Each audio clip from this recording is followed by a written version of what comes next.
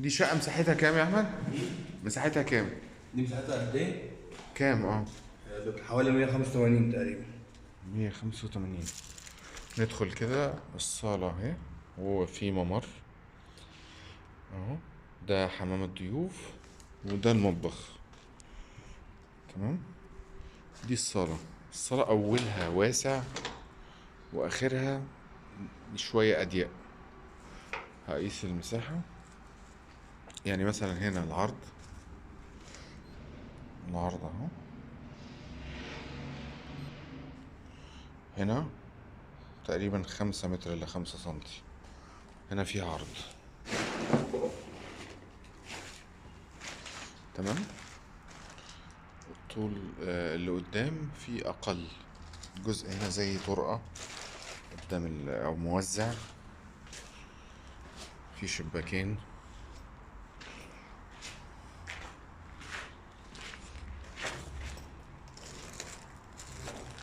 هنا ممكن نشوف طول الآخر كام.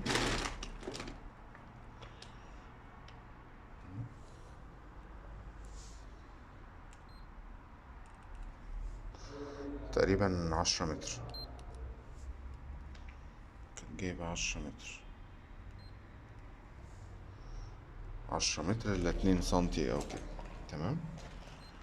احنا هنا قسنا العرض 4 متر و90 سنتي. هنقيس في الآخر العرض أقل. واخدة زي شطرة، بيقولوا عليها شطرة في هناك. هنا 3.5.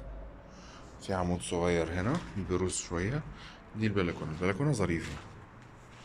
مش فيو، مش دوار، بس زي في الاخر في كشك كهرباء وزي دوار صغير او زي باركينج صغير. معرفش ده هيبقى زرع ولا هيبقى ايه. بس زي ما احنا شايفين كده في كتف طالع، فمش عارف اشوف الجهة التانية. لازم اقف هنا جنب العمود مثلا وابص على الجهة التانية كده. انت مش واخد راحتك كمنظر، انت شايف الجزء ده اكتر. الجزء ده جار. واللي بيقول ورا ده ماونتن فيو. هنا ده الفيو بتاعك. كده الفيو بتاعك. تمام. البلكونة 3 متر و10.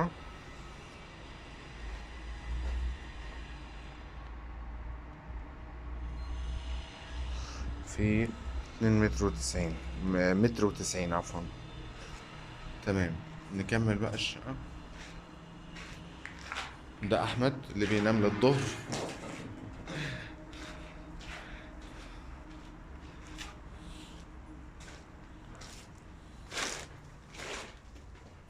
تمام. هنا المطبخ 3 متر 35. لسه السيراميك مركبش. وفي هنا كسرتين، عمود حجر وعمود خرسانة. فهقيس على الواسع مثلا كام. كام كده. 3 متر 37. وعند العمود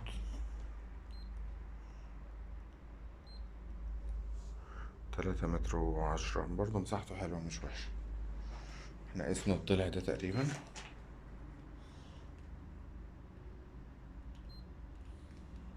3 متر و40 سنتي.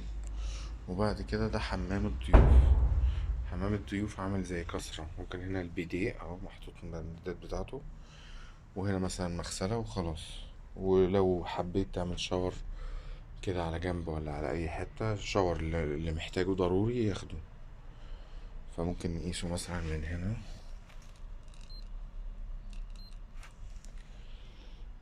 ده يعتبر مترين الا 2 سنتي او الا سنتي. والحتة دي هتلاقيها متر ولا حاجة. متر تقريبا يعني.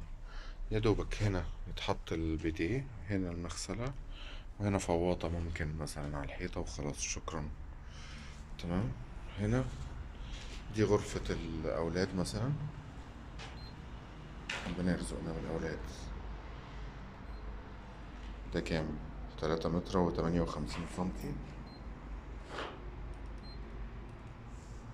3 متر 57 سنتي. نكمل. هنا في حمام للغرف الأولاد.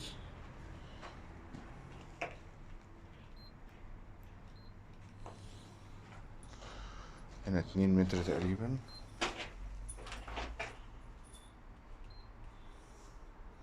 في 2 متر معقول. والغرفة التانية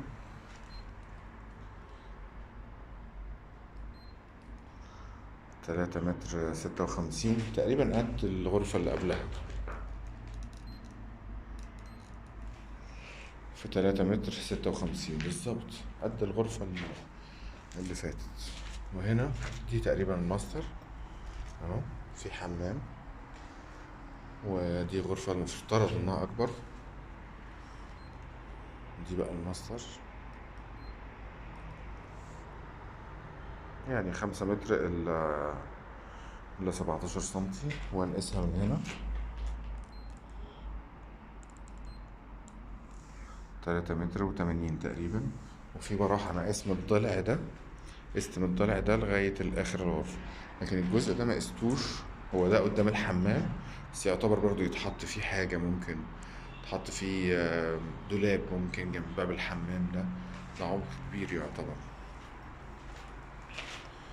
كده مثلا نقيس كده مثلا، يعني ده 80 سنتي. ممكن تعمل دولاب هنا 60 سنتي، يبقى في الممر، وتفتحه من هنا مثلا، يبقى حلو. واخد الضلع الكبير. وعرضه، عرضه كام؟ 86. يعني دولاب يبقى تكميلي، مش هو الأساسي طبعا. في دولاب أساسي ممكن يتحط هنا، ممكن هنا يتمد التلفزيون قدام السرير. بس طبعا شباكين في الغرفة.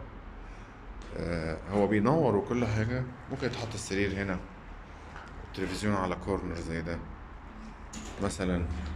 بس للأسف الغرفة تعتبر في ناس طبعا هنا هتبني، وفي ناس هنا اوريدي بانية وليها بلكونات خلفية. فالغرفة هتبقى طبعا مش واخدة راحتها قوي. ده ماونتن فيو اهو.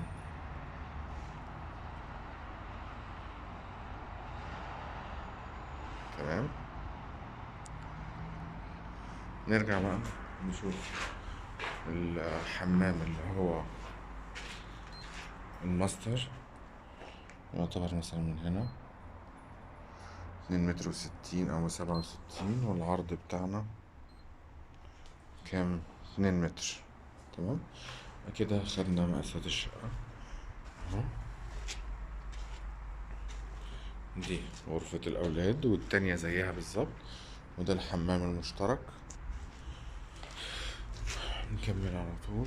ده باب الشقة، وده أحمد واقف عند المطبخ. وده الحمام الضيوف. ده عيبها بس اللي هو الصالة واخدة يعني جزء كده زي معين، مش مستطيل. ضلع كبير وضلع صغير. والجزء اللي احنا شايفينه هنا في النص ده زي موزع. ثواني يا أحمد، ثواني.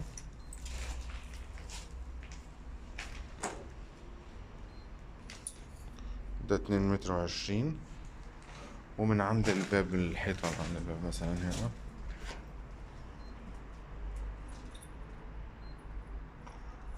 3 متر و37 سم. زي موزع كده يعني. ممكن يتحط في أول ممر مثلا ستارة أو باب أو شيء.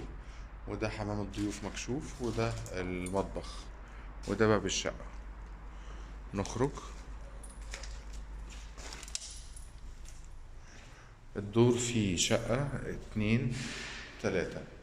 وده الأسانسير. نشوف حاجة تاني. خلي بالك الشقة بحري. الشقة بيقول الشقة بحري. انت لو تقف